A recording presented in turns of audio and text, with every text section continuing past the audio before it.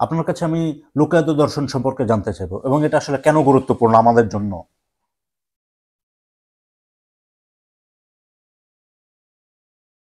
কথাটা এসছে অনেক প্রাচীন এটার দর্শনের। উদ্ভবটা আসলে কিভাবে সেটা। এটা প্রাচীন ভারতবর্ষে বিভিন্ন রকম দার্শনিক চিন্তা ছিল। এর মধ্যে একটা হচ্ছে বস্তুবাদী ধারার দর্শন, নিরীশ্বরবাদী বলতে পারো। শুধু নিরীশ্বরবাদী না, বস্তুবাদীও। বস্তুবাদী। কারণ নিরীশ্বরবাদীর তো ধর্মও আছে ভারতে। হ্যাঁ। বৌদ্ধ ধর্ম, হুম। ঈশ্বর বিশ্বাস নাই, অনেকে জানে না। কিন্তু জৈন ধর্ম ঈশ্বর বিশ্বাসহীন ধর্ম। হ্যাঁ। এই ধর্ম মন্ত্রপাঠ আছে, ছোটখাটো বিভিন্ন দেবতা আছে, দেবতারা অনেকটা মানুষের মতোই। ঈশ্বর বিশ্বাস, ঈশ্বর নাই, ওই ধরনের ক্ষমতা সম্পন্ন দেবতাও নাই। হ্যাঁ, এটা এটা ভারতবর্ষের একটা বৈশিষ্ট্য বলতে পারো, যে ঈশ্বর বিশ্বাসীন ধর্ম এখানে জন্ম লাভ করেছে। এবং ভারতবর্ষে তো একসময়, উপমহাদেশে একসময় বৌদ্ধ ধর্ম ছিল সবচেয়ে বিস্তৃত ধর্ম, সবচেয়ে শক্তিশালী ধর্ম, অথচ তার ঈশ্বর বিশ্বাস নাই। তাহলে এর তো একটা উৎস আছে। আমরা যখন ওই সমকালীন বৌদ্ধ ধর্ম বা ওই সময়ে যখন ধর্মগুলো আসছে বা ধর্মের প্রসার লাভ করছে, সে সময় দেখা যাচ্ছে যে আরো দর্শনের কথা আমরা জানছি। চারবাক দর্শন, চারবাক দর্শন। লোকায়ত দর্শন। চারবাক দর্শন ছিল প্রচন্ড রকম ধর্মবিদ্বেষী, ধর্মবিরোধী একটা মতবাদ দর্শন।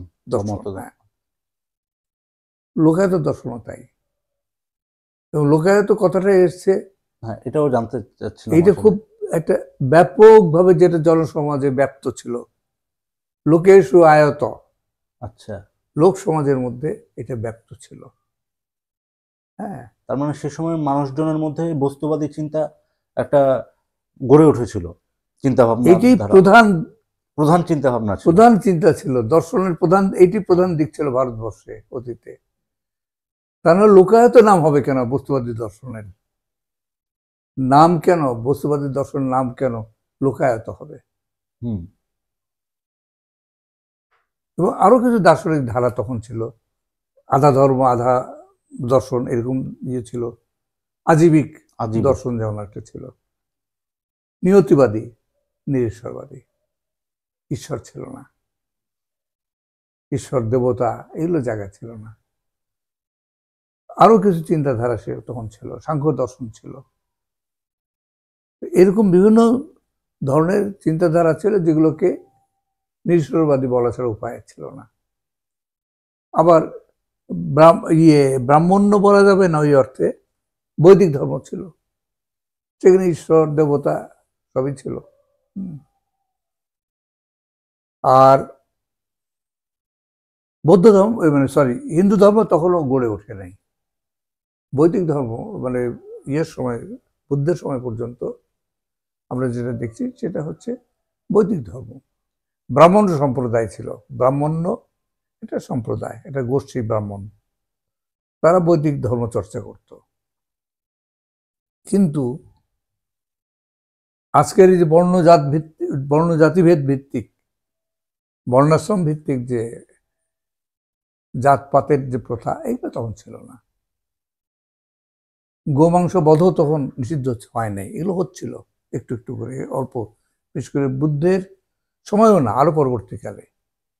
হিন্দু ধর্ম বলতে যে ধর্ম সম্পর্কে এখন আমাদের ধারণা হয়েছে আছে, এই যে ব্রাহ্মণ্যবাদী ধর্মের যে বিশেষ রূপটা ডেভেলপ করেছে, দাঁড়িয়েছে, এটা অনেক পরে। এটা এখন যেটা বোঝা যাচ্ছে, খ্রিস্টীয় প্রথম, মানে খ্রিস্টপূর্ব প্রথম শতক বা দ্বিতীয় শতক, সর্বোচ্চ দ্বিতীয় শতক যেতে পারি, প্রথম শতকে আসলে প্রথম মন্দির পাওয়া যাচ্ছে, প্রতিমা পাওয়া যাচ্ছে হিন্দু। তার মানে ওই সময় থেকে আজ থেকে 2100 বছর আগে, 2100 বছর আগে, 2100 বছর আগে, হ্যাঁ, হিন্দু ধর্ম উদ্ভব হচ্ছে। তার আগে হিন্দু ধর্ম ছিল না। ঋগ্বেদ ছিল, বেদ ছিল, হিন্দু ধর্ম না। তখন মানে হিন্দু ধর্মের ডেভেলপমেন্টটা শুরু হয়েছে, এটা আরেকটা আলোচনার বিষয়। এখন লোকায়ত দর্শনের যে বিষয়টা, এটা খুব বিস্ময়কর। লোকায়ত তেমন একটা সমাজের ভিত্তিমূলে কত শক্তিশালী বস্তুবাদী চেতনা থাকলে সেই দর্শনের নাম, সেই চেতনার নাম লোকায়ত হতে পারে। আমার নিজের অনুমান আর কি, আমি নিজে যেটা মনে করি, শামসুল আলম চঞ্চল সহ আমরা দুজনেই মনে করি যে উৎস হচ্ছে সিন্ধু সভ্যতা। সিন্ধু সভ্যতা মূলত নদী নিয়ন্ত্রণ ব্যবস্থার উপর নির্ভর করে গড়ে উঠেছিল। এটা হচ্ছে মানে আর্কিওলজিক্যাল ফাইন্ডিংস এবং ঋগ্বেদ দুটোকে মিলিয়ে আমরা যে উপলব্ধিতে পৌঁছেছি, যে উপসংহার সিদ্ধান্তে পৌঁছেছি, সেটা হচ্ছে এই যে সিন্ধু সভ্যতা কৃত্রিম জল নিয়ন্ত্রণ ব্যবস্থার উপর, নদী নিয়ন্ত্রণ ব্যবস্থার প্রতিষ্ঠিত ছিল। নদীগুলোকে সিন্ধু সভ্যতা ওই অঞ্চলে যত নদী ছিল সব নদী জলকপাটযুক্ত বাঁধ দ্বারা নিয়ন্ত্রণ করা হতো করে। নদী কপাট মানে জল কপাট কিন্তু স্লুইস গেট, এগুলো দিয়ে এগুলো বাঁধা হতো। শুধু দুই পাশে, নদীর দুই পাশে বাঁধ না, মাঝখানে আড়াআড়ি করে বাঁধ দেওয়া হতো। আর মাঝখানে বাঁধ দিলে তো জলপ্রবাহ বন্ধ হয়ে যাবে, জলপ্রবাহ থাকবে, নিয়ন্ত্রিত হবে। সেই জন্য কাঠের জলকপাট বা সুইচ গেটের ব্যবস্থা করা হতো। গোটা সিন্ধু সভ্যতা বাঁধ আর হচ্ছে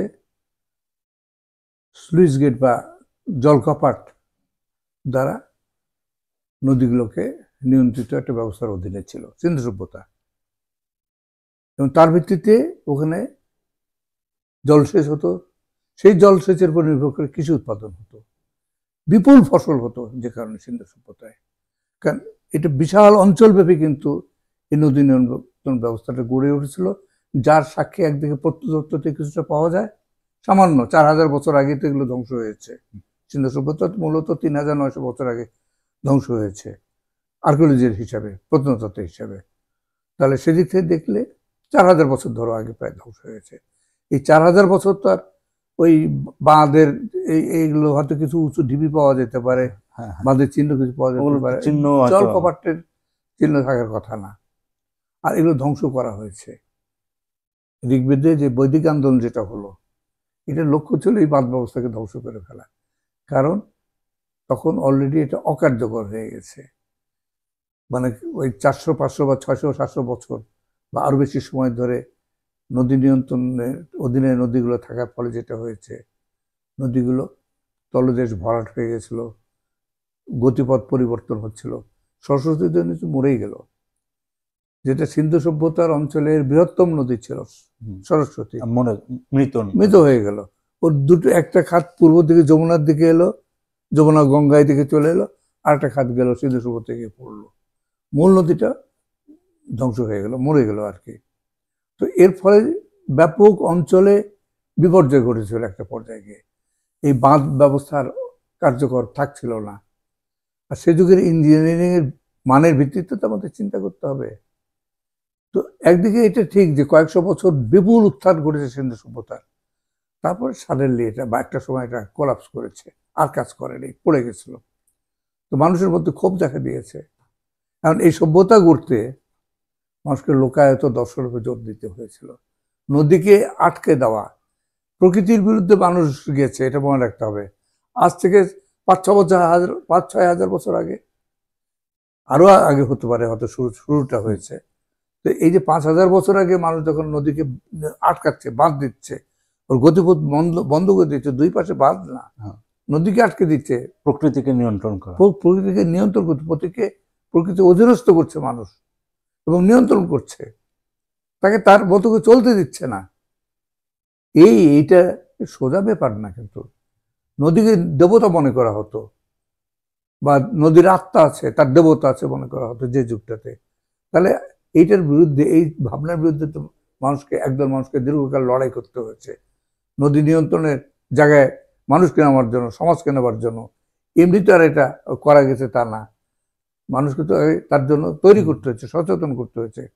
একটা দীর্ঘমেয়াদী ওখানে আন্দোলন হয়েছে, বুদ্ধিভিত্তিক আন্দোলন, সামাজিক আন্দোলন হয়েছে ধর্মীয় ভাবনার বিরুদ্ধে, যেটা ধর্মের অনুকূল হবে, ওই দেবতা ভাবনার বিরুদ্ধে। এটি হচ্ছে লোকায়ত দর্শন। ব্যাপক সমাজ এটাকে গ্রহণ করেছিল, যে কারণে আমরা দেখছি সিন্ধু সভ্যতা ধ্বংস হয়েছে বৈদিক ধর্মের উত্থানের এর সঙ্গে সম্পর্কিত। সেই সময় যে সময় নদী নিয়ন্ত্রণ ব্যবস্থা অকার্যকর হচ্ছিল, তখন এই নদী নিয়ন্ত্রণ ব্যবস্থা মানুষের সৃষ্টি, এটাকে ভাঙার জন্য আবার মানুষ আর একটা আন্দোলন করছিল, বৈদিক আন্দোলন। এটা ধর্মীয় আন্দোলন, অর্থাৎ সমাজে তলদেশে বা এক প্রান্তে ধর্মীয় ভাবধারা ছিল, সেটা প্রাধান্য চলে এসছে সভ্যতা সংকটের সময়। যেটা আমাদের ফাইন্ডিং আর কি, সেটা হচ্ছে দুইটা আন্দোলন সেখানে ধর্মীয় আন্দোলন হচ্ছিল। একটা হচ্ছে নদী নিয়ন্ত্রণ ভাঙার পক্ষে বৈদিক আন্দোলন, আর তার বিপরীতে ওটাকে পাল্টা করা, ওটার প্রতিরোধ করার জন্য আরেকটা ধর্মীয় আন্দোলন হচ্ছিল আবেস্তান ধর্ম, ইরানে যেটাকে এখন আমরা দেখছি পারসিক ধর্ম, পারস্য।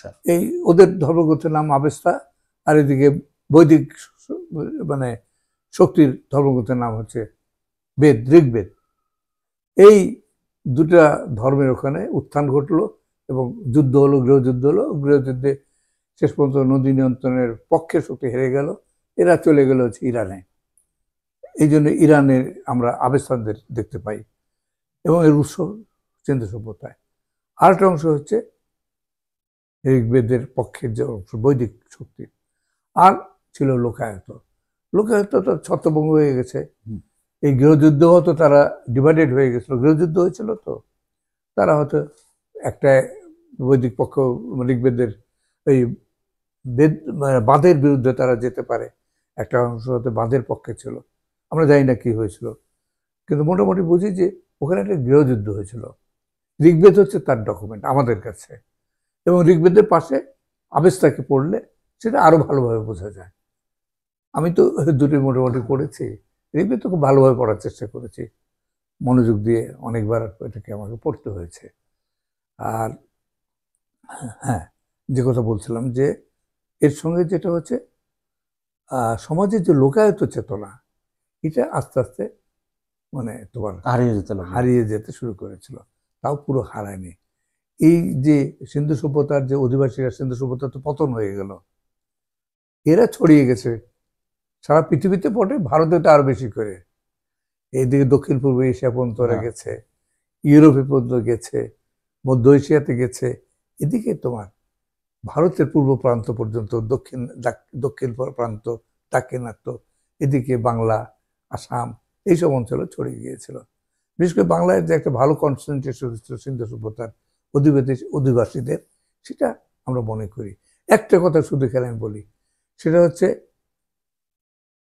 কোন ভাষায় সংস্কৃত শব্দ সম্ভার বা বৈদিক শব্দ সম্ভার সবচেয়ে বেশি আমি পড়েছি, কোনটা বলতো? বাংলা।